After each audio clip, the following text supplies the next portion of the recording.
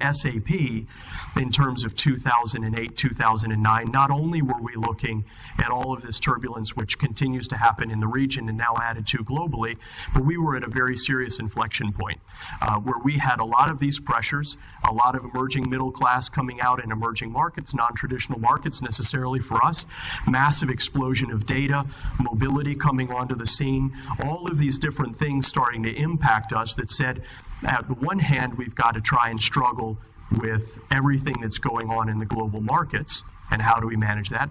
On the other side, we've got to reinvent our business, because there are a whole bunch of challenges that are coming out from a technology point of view that because of the crisis now got tremendously accelerated. And so we made some pretty big strategic bets. This is a nice way to put it in terms of what's the market size for the various markets that we were in. So we said in 2010, the markets essentially within the core, what everybody knows SAP very well for, the core ERP applications and some business analytics that we had, market of about $110 billion. By 2015, there are three key segments that we have to get into in order to stay relevant for our customers. We've got to get into mobility, get into database and database acceleration, and we've got to get into cloud applications. That takes our addressable market to $230 billion. So in the middle of all of this, with all of the turbulence, we have to reinvent ourselves, get into important technology spaces where our customers need us so that we can help them through these same struggles that they're having and continue to stay extremely relevant to them. That means we have to transform our business while we manage all of this global volatility and all of these new pressures. And so all of that falls down, of course, as I mentioned, emerging markets. When we took a look at this plan, what we put underneath of it was today we are a 10 billion, this is 2010, a 10 billion euro company. In 2015, we want to be a 20 billion euro company. Now, North America, Europe, stuck in a crisis, BRIC countries growing. It doesn't take a genius to sit down for very long and figure out, well, I guess we're going to be where most of the growth is going to happen, right? So if we want to double as a company, that means within the emerging markets, we're probably going to have to do 2.5 to 3 times growth. So how are we going to do that? And we'll talk a little bit about how we did that. So a couple of lessons from Latin America, and I'll start out on the regulatory and compliance piece, a little bit about what we have done. I think Latin America, one of the really key pieces is compliance. Compliance, Sarbanes-Oxley, all of the things that we mentioned here. So a couple of things that we have done. We've put together a very, very dedicated, competent team to work on compliance exclusively. Some of that's in SOX. Some of that is everything related to foreign corrupt practices, to the requirements that we have now with the legislation from the UK and et cetera. How do you do good, clean business in a region that's known for having difficult places to do that? We got a specific, focused, small, but very competent team together that worked on that, and we made it a significant leadership priority. So whenever we have leadership meetings, compliance office is always invited. They are always at the table. They are always talking to the leaders about what's going on. When we do our sales kickoff every year, we get the entire sales team together. During the keynotes, the compliance office always has an hour to talk about what's going on and what you need to be aware of. So the sales team knows that we're serious about it. When we get together with our ecosystem, when we do our partner events, the same things. In the keynote, the compliance office is there and explaining what the expectations are. And we've built a whole infrastructure behind that. But at the same time, we've made it very clear. We have the compliance office. There's a job that they have to do. The ownership of compliance starts with the entire leadership team, beginning with myself as CFO, our COO, our head of sales, and the president for the region, so that every single person knows that we take it very, very seriously. It's not something you just push to the compliance office and say they're dealing with it, but you get it into your day-to-day. Doing that reduces our risk tremendously. And in Latin America, like many of the emerging markets, what you will see is there are a lot of very serious professionals who take this very seriously. I don't know how many of you have a lot of detailed Latin America experience, but there tends to be a bit of a stereotype that says, in Latin America, everything's kind of side agreements and et cetera. You can't do business with the government. Incorrect. That's not the case. There are places where that happens. There's a lot of places where it doesn't. If you demonstrate that you're serious about compliance and you make that part of your interview process and you make it very clear to people what your expectations are and you show it daily, the guys who don't want to live in that world just won't come work for you. And the guys who do will be delighted to come work for you. And that will be a key differentiator for you. One of the other key things that we did was within shared services. So Latin America still has a lot of small markets. One of the key things for us to getting compliance under control, especially on the SOX side, was getting that pulled in, the key SOX elements pulled into a central location. So we built out a shared services center in Argentina several years ago, and our key SOX processes run through the shared services, because it would be impossible to try and control that on the ground in each one of the countries in Latin America. Not impossible, but it would be very difficult. It would be very expensive. By pulling that all into the shared services and getting many of those key processes lined up on SOX, I can now be comfortable that that's taken care of. One thing I do want to talk a little bit more about is on the risk management side. One of the key things that we have done within managing risk, we have globally built a completely independent structure for the evaluation of risk. And this is extremely important.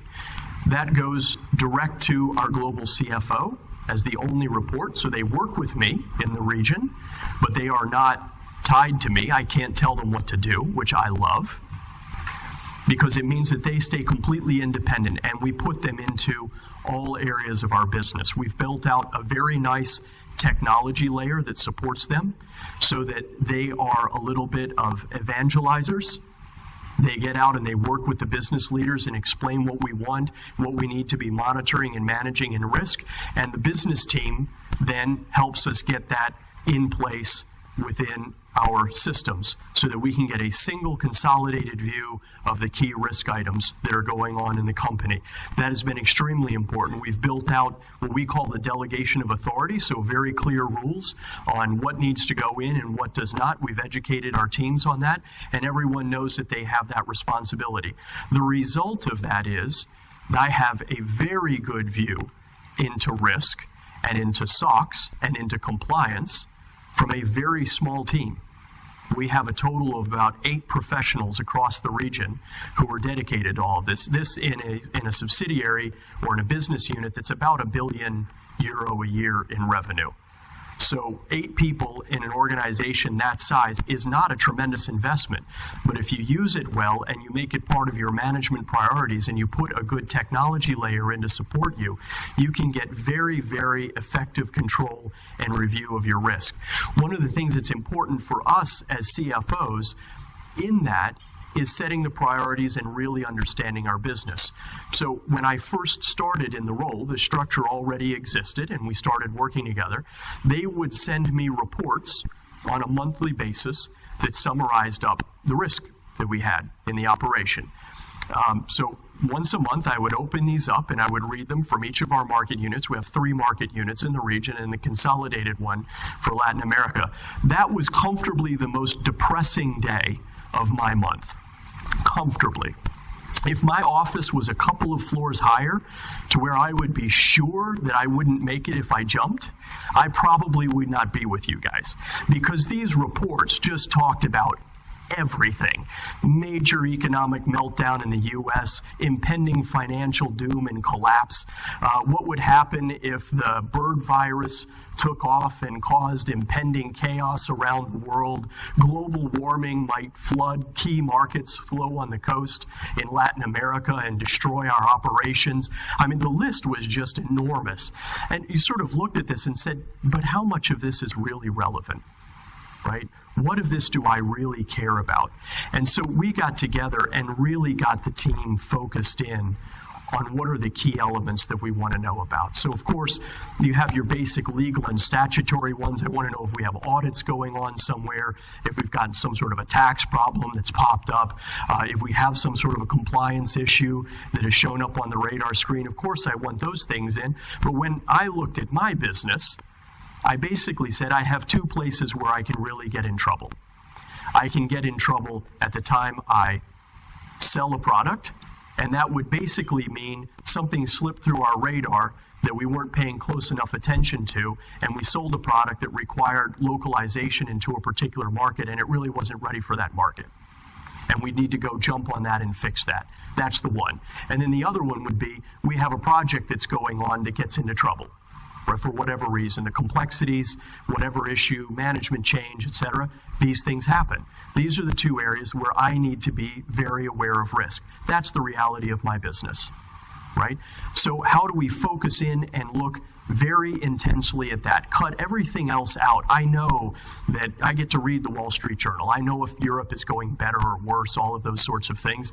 I don't need that in my risk report. That's just noise. I need the things that will really make a key impact on my business. And so we put that together and got very focused on that at the regional level. We got it done at the local level. Then we've used that as a mechanism to manage our business, but to also educate our local teams and help them with their maturity. It's not about being a control freak. It's about getting people focused on the right topics. And then when they're focused, how do you help them understand the issues, work on those issues, prevent the issues so that they don't happen, which is where most of our focus is on prevention. And therefore, they become better, stronger professionals. That allows them to do their job better and allows you to do your job better. Because a lot of this is about how do I, as the CFO, have bandwidth to do some of the other things, which is why it's so important to have this focused structure, because I can't spend my whole day worrying about compliance. I have to have the tools and the people there so that I can go worry about point 2 and primarily about point 3. So point 2, superior service at reduced cost. I won't go too much into this, but I think shared service is critical, right? There's just no getting around it. Today, all of us are under pressure to spend less as a percentage of revenue while handling more things. That's just our reality. You simply can't do that today without shared services in the vast majority of companies, because the cost savings potential and the standardization, the elements that I talked about with SOX, are just too relevant and too important. So again, as I mentioned, we have a shared services that is in Buenos Aires. It actually serves all of Latin America, serves the Iberian Peninsula, some countries in Africa that are Portuguese speaking, where we have some capability, a little bit for Italy, and also now the North American market. That's fundamental, because that is scarce resource where we have good quality service built on a strong technology platform that allows us to do that business well, but where we get the cost savings so we can put that in to the other things that we need to do. The second element that I'll talk about, some of the projects that we have done, is how do we make our existing resources more effective, focused on the right things. So one thing that we started looking at, and this was very natural through the financial crisis, we were spending a lot of time on the forecasting process. A tremendous amount of time on the forecasting process. All of that trying to get a view into what might be happening as we go forward, etc. Well, in volatile markets, that really doesn't make a lot of sense. That's not what you're worried about. Again, what you're really worried about are, do I have a reasonably good view into where things are going? And do I understand the big things that could make my results significantly worse and the big things that could make my results significantly better? And then once I know that, how do I get resources focused on doing that? Because what we found was we had all sorts of important things that we needed to do. But once we got done with the close cycle, so that would go through and start up, as we all know, right before month-end close. That would run through a handful of days at the beginning of the month. Then we would go into the forecast cycle. We would run through the forecast for rolling 4 quarters going forward. That would take us through to just over the middle of the month. We do some nice analysis on that. We do our reporting. We talk to the business. We'd have a solid week to actually go do something. And then we would start into the close cycle again. Colossal waste of time, quite honestly, and great resources. These were the guys who knew where the risks were and where the opportunities were, and they could go do something. So we ran this lean forecast project. Basically, we used lean methodology. We got a lot of smart people together from around the globe. We talked about what was working and what wasn't, and we made enormous changes to the amount of reports, to thresholds that we were looking at, and how frequently were we doing the forecast. So as opposed to doing monthly, at the beginning of every quarter, we do a good 4-quarter forward-looking view with a good focus on the current quarter. The last month, we do a high-level checkpoint that basically says, how are we going to close out the quarter? So we know if we've got a few last issues or things that we have to keep focus on. But basically in that first quarter review or the first monthly review, we pull out, these are the big risks, these are the big opportunities. And then now we have weeks of time to go focus on that and for finance to get engaged with the business teams and help them deal with those issues. Whereas before, we just threw it over the wall to them and said, here you go, guys, good luck, but I got to get back to the close and forecast cycle. Hope that goes well for you, right? If you really need something, call me in the 3rd week of the month. I should have some bandwidth, right? That's no good. You can't do that. And so now we dedicate week after week to working with them on these key issues, and we make sure that the key risks get mitigated and the key opportunities get done. The second one, which was quite simple, but has been really a delight to me, we've got all these young, bright guys in the finance organization around the region. We started pushing some dashboards and ideas down to them. They got proactive, went out, sat down with some consultants, taught themselves how to do dashboards, and they're running dashboards all over the place that help them in their day-to-day. We have our centralized function, very standard, very key, where we look at the same things over and over. But now these guys have taught themselves how to do their own dashboarding. So if they know they're going to repeat something over and over and over again that's really for their use, they can put it into a dashboard, pull it right out of the system, and make it automatic. So that's been a tremendous efficiency generator and satisfaction generator for these guys. Because now these guys also, they want to be engaged. They want to get working with the business. They don't want to be sitting around just running reports all the time. Now they get that automatically out of a dashboard. Very simple thing. You don't have to do a lot. You just have to give the guys the room. I thought I'd throw that one out there because I think that's been very effective. But let's go in and talk about the last piece. So now that you do the key things that get your costs down and allow you to refocus that into the key areas of the business. You take a lot of the wasted things out of what you're doing in the day-to-day. You get a good, strong team focused on the compliance side, and you've put the tools and technology underneath of all of that that helps that work. Now you can get down to one of the new things that, quite honestly, is the most enjoyable part to me about being a CFO.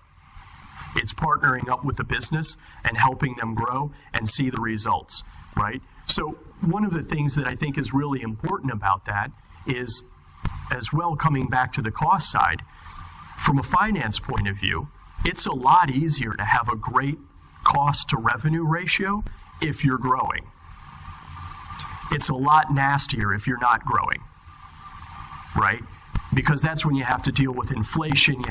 We deal a lot with inflation in Latin America. It's much better in some markets, not so good in others. If you haven't got your business growing, not only is it a problem for you, but we all know it's a problem for your bottom line. And you run into that risk of getting into that negative spiral of constantly trying to take cost out and not being able to focus on the business, and that's not a good spiral to get into. So once you do this, the couple of things that I put in here that I wanted to talk about, because again, with the volatility in Latin America, we've gotten very used to dealing with these things. I'll give you a couple of examples. Focus your time on your opportunities and not your problems. And once you can figure these out, you can move very quickly and push the business to do this. Because many times, especially on the sales side, we all know sales guys are optimists. If they weren't optimists, they wouldn't do what they do. Because it's really a hard thing to do, to get told no all the time until you finally get a yes. We all know what the win rates are typically, right? It's about a third. That means you get told no twice for every one time you get told yes. That's a pretty painful thing to go through. So if you're not careful, the sales guys will constantly come back to you, telling you, no. Don't worry, I got it figured out. I got a new plan. We can go do these things. The CFO, we're a little more battle-scarred.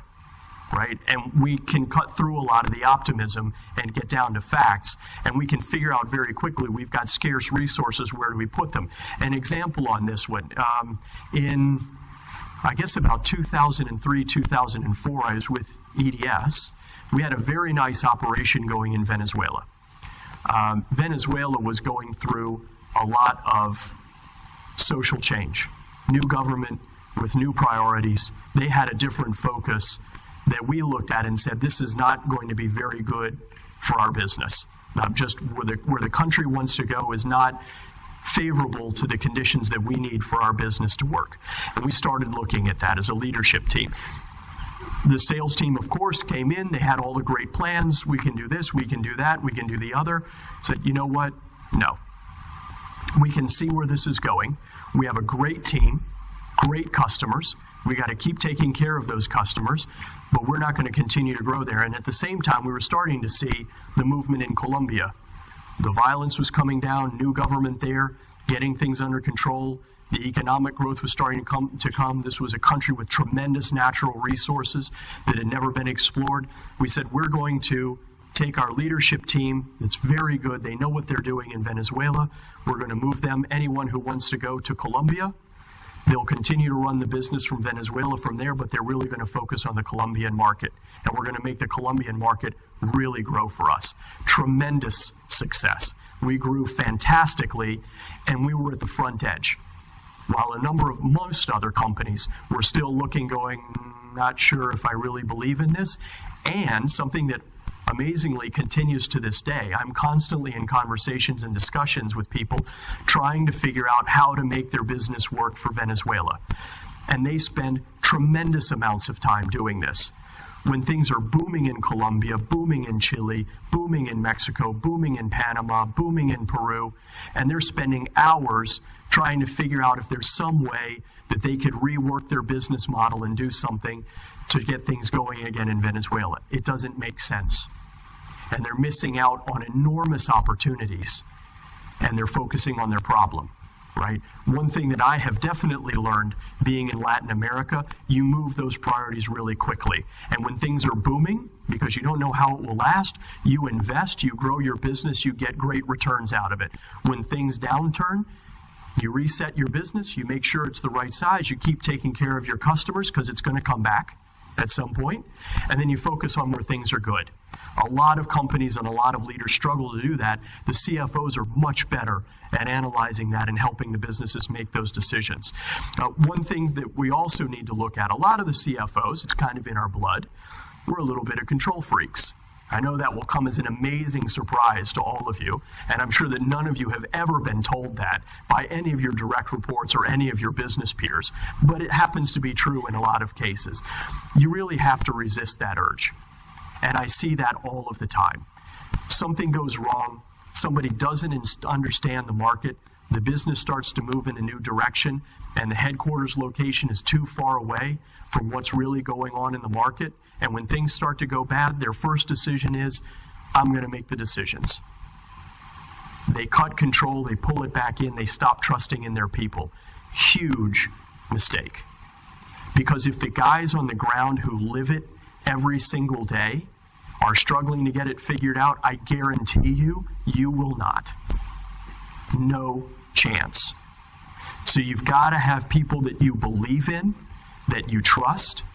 You have to get enough intimacy with those markets to where you can really cut through what's fact and what's fiction to help these guys, but you have to leave those resources and that functional decision-making in the field. As you go forward, right-sizing your cost structure and you want to get to growth, you have to push more of those resources down into the market unit. An example for us, I don't know, many of you probably have never seen this, and I have to speed up. I think I'm getting to the end of the time here, but most of you have probably never sat down to read the revenue recognition guide for software revenue recognition. That's fortunate for you. It makes the Bible look like a comic strip. It's enormous. I had to reinforce the corner of my desk that it sits on so that it could support the weight. When I came to the region, we had revenue recognition centrally controlled at our Latin America headquarters. So we had a number of professionals there who were dealing with revenue recognition because of compliance. And we wanted to make sure that we got a good view into everything. That does not work for high growth. So the reality was these guys were great, dedicated, worked harder than anybody I've ever seen. They were a bottleneck. And so one of the key decisions that we went through was, as we reduced down cost and we cut out the waste and we improved what we were doing with shared services and we got things under control, we started taking those resources and putting them directly into the markets together with the sales teams. And we kept the high-level controls to make sure that they didn't go too native, right? Get so close to the sales guys that they start to lose perspective. So we make sure that we pull them back, we keep them close to us, we keep educating them, we keep them engaged, demonstrate what's going on.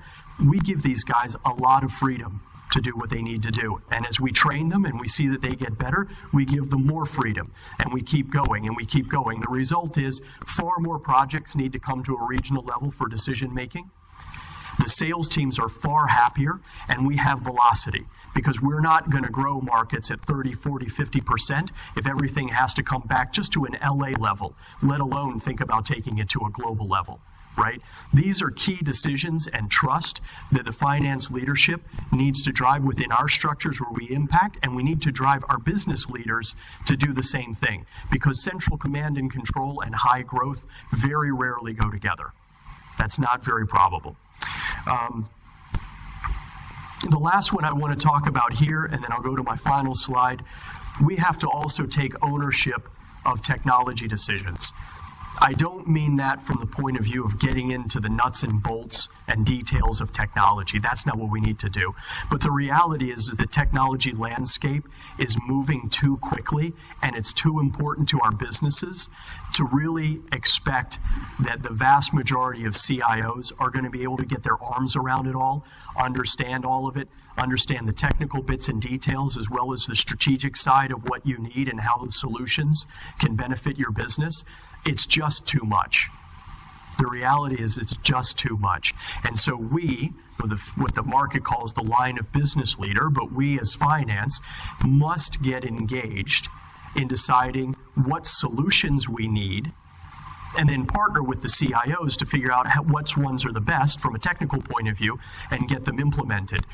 We have moved very strongly to pushing what do we need to make our business run better.